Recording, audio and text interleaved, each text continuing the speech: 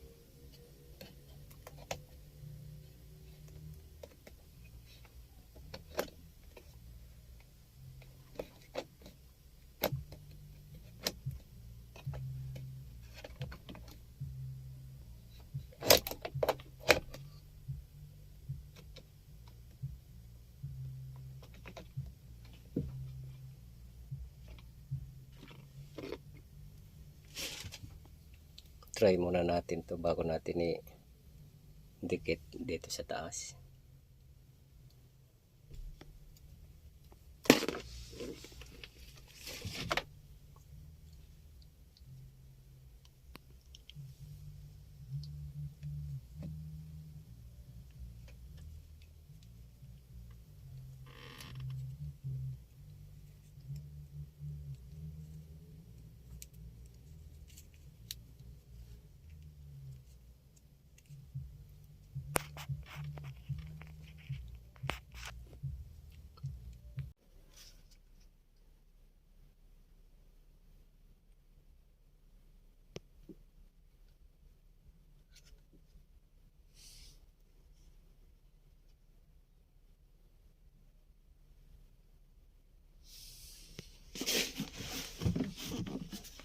So ito gumagana siya.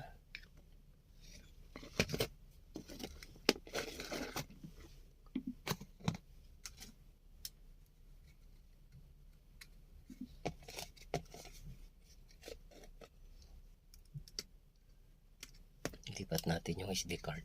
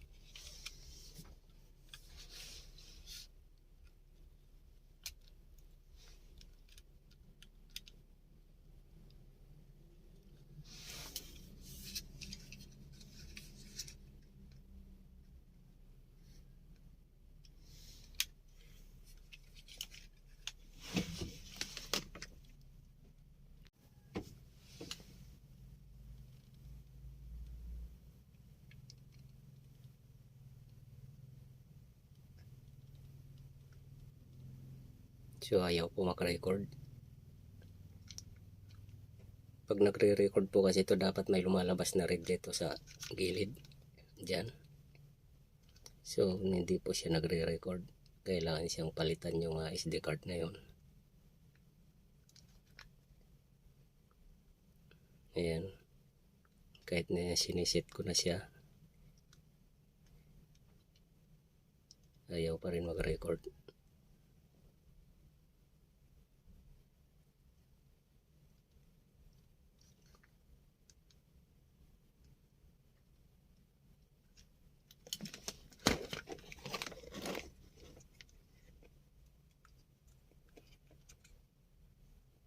So ililipat natin ulit yung SD card dito sa kabila kung magre-record siya. Kapag hindi, so talagang sira siya. Kasi operational pa to, kaso luma na.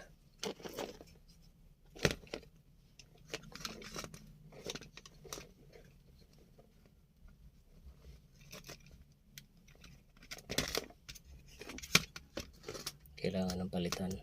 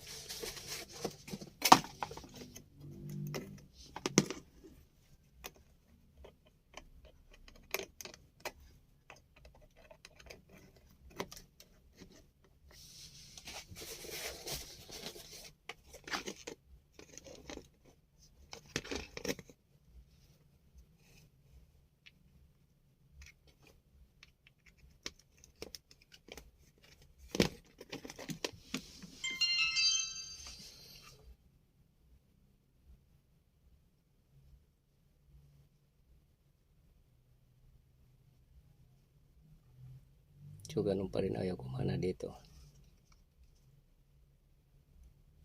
Format. Kailangan ni-reformat.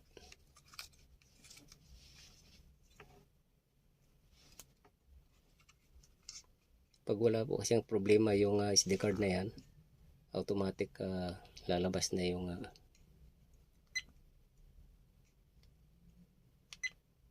view. Tapos may red na nagbi-blink.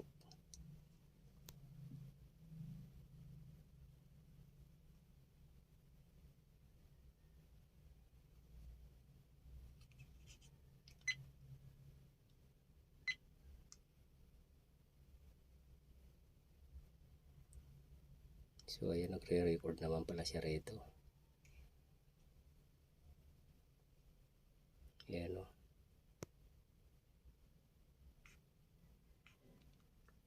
Ibig sabihin,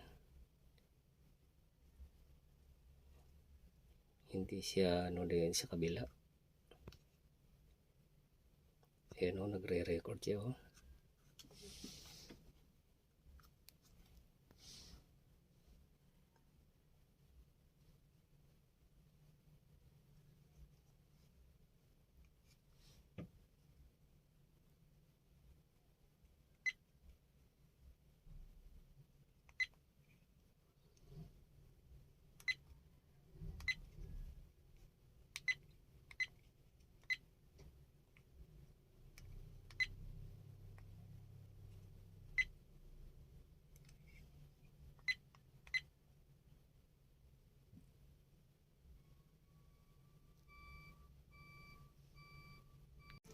So ito na po siya.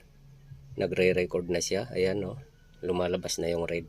So yung pag-re-reformat po ay kailangan lang pagtiyagaan. Dahil pag minsan napakahirap talaga i-reformat itong SD card na to. Pero dito sa kabila, pag sinasalpak dito ay direct nagre-record na kagad. So ang nangyari kasi dito, kaya ganun kailangan na i-reformat dahil magkaiba sila ng brand. So ibang brand itong isa. So once na inilipat dito, so magkakaroon ng epekto dahil hindi sila magkaparehas ng mga internal parts sa electrical resistance nito. Kailangan niyang mag-adjust, kaya ganun. Kaya kailangan na gawin yung reformat na nire-required. So ganun kasi yun na kaya napakahirap pa i-reformat at kailangan siyang i-reformat. Pero pag bagong SD card na hindi pa siya naisasalpak sa kahit anong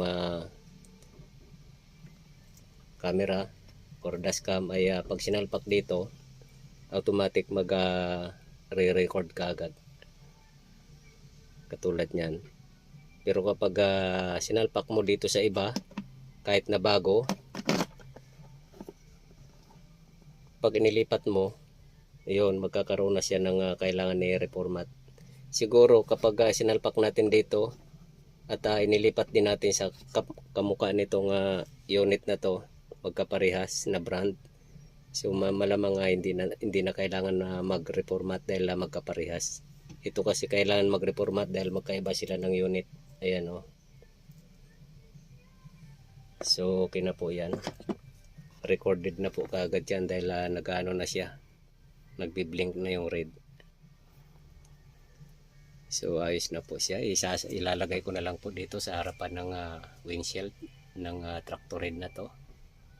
At pwede na siyang gamitin anytime habang tumatakbo or kahit na nakatambay. So pwede na po siyang magre-record. So hanggang dito na lang po muna ang video kong ito. Please like, subscribe na lang po and hit notification bell para sa susunod na mga video. God bless us all po.